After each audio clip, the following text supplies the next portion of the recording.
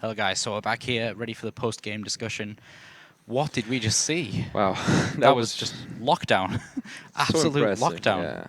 Yeah, Emre here, many people are going to be saying how lucky he was and all this kind of stuff. But the thing is, oh, I always say you build a deck to do what you exactly. want it to do. The potential was there for that to happen, and I think that putting anti-spell fragrance in with Yeah, that many spells in your own deck, yeah, that's that's risky. high risk, big reward. Let's say so. Yeah, exactly. I think that was really good. As you said, he had something unique, and it was really good. And we also get to see the two sides of his deck. Game one, a lot of spell, a lot of draw cards, and that's what he wants to do. And then game Yeah. two, floodgates and those kind of cards that are really, really good. Rivalry, anti-spell. So it was Yeah. really good game. That first game, he was able to just go through Yeah, that so was. many of his spell cards. I mean, Like the Monarch yeah, side yeah, of his yeah. deck was just I'm pretty really sure powerful. Gennaro used part of Desires, and if we would have counted Emre deck, he would have probably been thinner because he used so much, so many Yeah, cards. Yeah, it was Tenacity, Pantheism, all of everything. those Monarch cards really just thinning the deck down. Yeah, That was really unique deck. yeah, it was.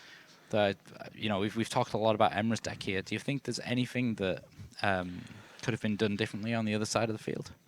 Yeah, I was really surprised by the Kirin. So as Yeah. I said, I'm really positive that Gennaro didn't know about the Clifford effects, Yeah. and he actually had game. So if will see this future match again, he will say, "Oh my God, I have the game. I could have just, as I said, pendulum summon, hold 5 monsters, and just take the risk." But if he didn't, of course, if I would have been in his position, thinking that I cannot use Kirin on the Clifford Master, he was locked out. So Yeah. that's what he did. Yeah. And I think it's one of those Wow. things where it's really tough sometimes to evaluate when you're playing to think, Yeah. oh, am I so far behind that I have to take these risks? Exactly. It's really hard to tell sometimes. But yeah, I'm pretty sure it was possible. But yeah, I mean, I'm not sitting there, so of course Yeah, it's exactly. different to evaluate it. It's So really tough. Right, so let's get Emre in here and yeah. talk to him a little bit about the match. So we'll catch you guys in just a few minutes.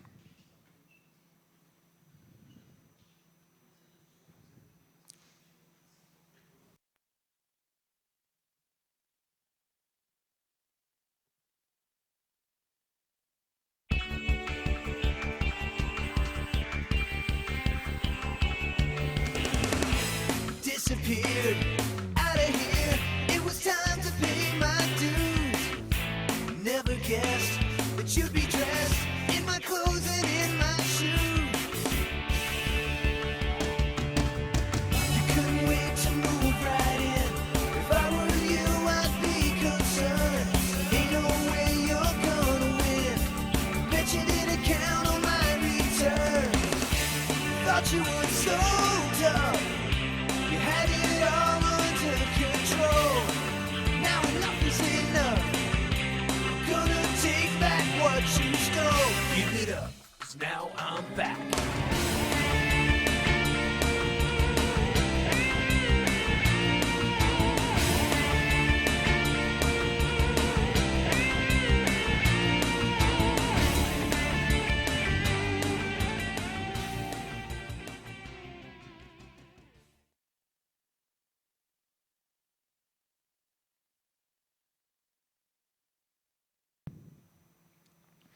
Hello, guys, and we are back.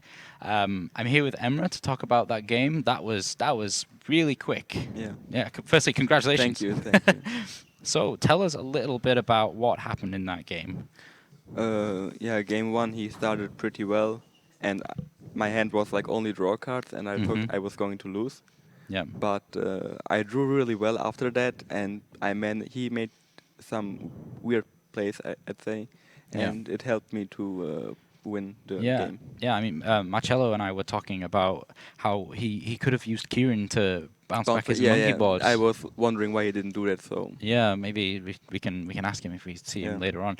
That was a little. Do you think you'd have lost if you'd have done that? yeah, I was in a pretty bad situation in my opinion. Yeah, I mean, we saw a bunch of your Monarch, the Monarch part Yeah, of your deck, yeah. in the first game. That was really interesting. As soon as we saw your deck list, and we were like, "What's all this doing here?" How did you come up with such a cool idea? My friends told me about it, and like back then when Necros was good, Mhm. the idea was already there to play Clifford with Monarch spells, Okay. but it wasn't that good against Necros, and it was always an option. And now we tried it, and I played it at Nationals, and it went well. Okay. And I didn't play since Nationals because I was busy. And yeah, now it worked out again, and yeah. Okay. So yeah, and like you don't even play all that many trap cards. Yeah, that's the really good thing about the deck. Most of the Clifford players play like 20, 25 traps. Yeah. And this deck only plays like the best traps in the Yeah. format.